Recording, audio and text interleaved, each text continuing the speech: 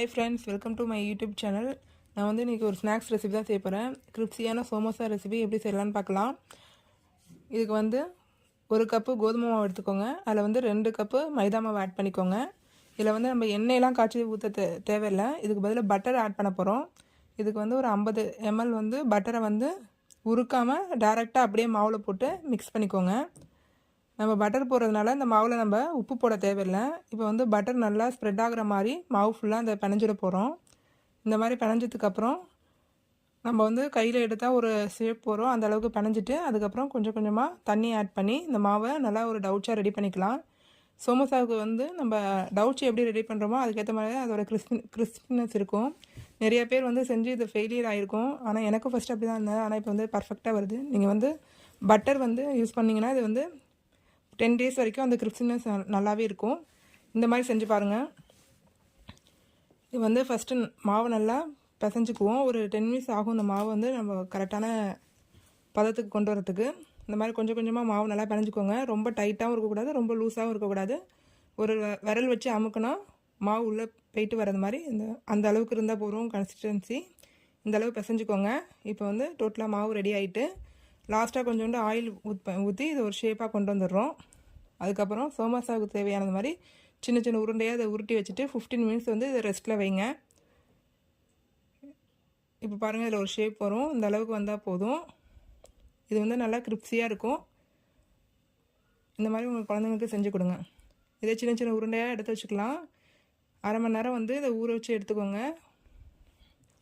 அதுக்கப்புறம் இதுக்குள்ளே ஸ்டஃபிங், அதாவது பூரணம் எப்படி செய்யலான்னு பார்க்கலாம். ஒரு கடாயில் வந்து நெய் ஊற்றிக்கோங்க.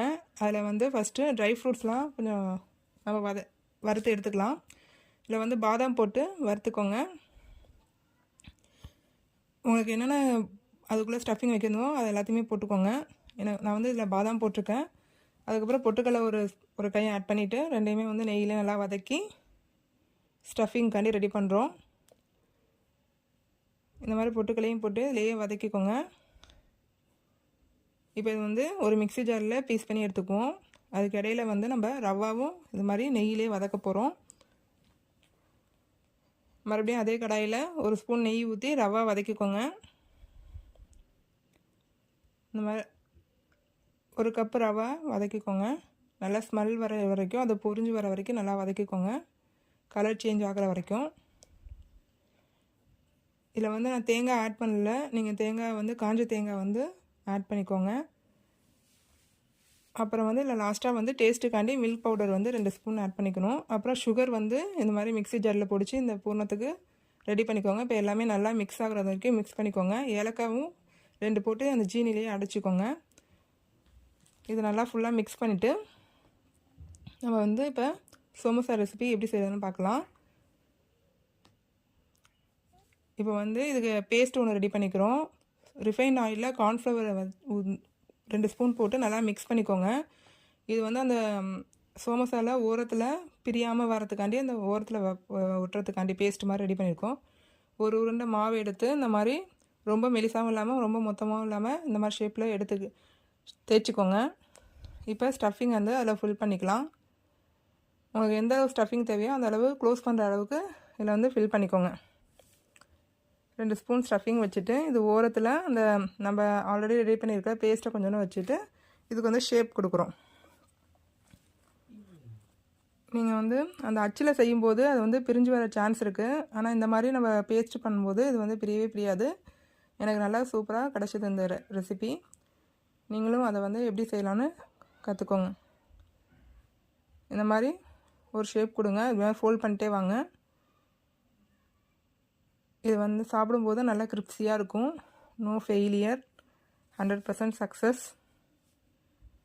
பட்டர் போட்டிருக்கிறதுனால இதோட டேஸ்ட்டு வந்து பயங்கர டேஸ்ட்டாக கிரிப்ஸியாக இருந்துச்சு.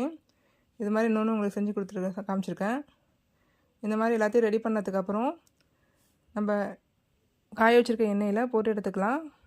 ஃபஸ்ட்டு எண்ணெய் நல்லா ஹீட் ஆகட்டும். அதுக்கப்புறம் அதை சிம்மில் வச்சுட்டு இதை ஆட் பண்ணிக்கோங்க. வேகும்போது அதை கொஞ்சம் சிம்மில் வச்சுக்கோங்க. இந்த மாதிரி ரெடி பண்ணி வச்சுருக்கேன். இப்போ இதை கடாயில் போட்டு எடுத்துக்கலாம்.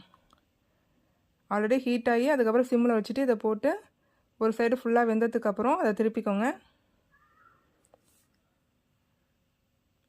இதில் வந்து ஃபோல்டிங்கில் நீங்கள் நல்லா க்ளோஸ் பண்ணிக்கோங்களான்னு பார்த்துக்கோங்க. அப்படி இல்லைனா அதில் வந்து பூரணம்லாம் பிரிஞ்சு வந்து எண்ணெயே வேஸ்ட் ஆகிரும்.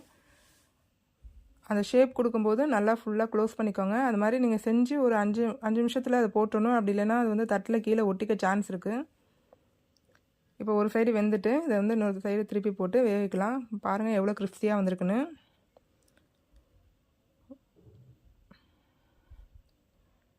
இது வந்து 10 days ஸ்டோரபிள் ஸ்நாக்ஸு. இதோட கிறிஸ்பினஸ் வந்து 10 daysக்கும் அப்படியே தான் இருந்துச்சு. நல்லா டேஸ்ட்டாக இருக்கும். ஓகே ஃப்ரெண்ட்ஸ், இதே மாதிரி உங்கள் குழந்தைங்களுக்கு வீட்லேயே ஹெல்த்தியாக ஸ்நாக்ஸ் செஞ்சு கொடுங்க. For more video follow and subscribe my channel. Thank you friends.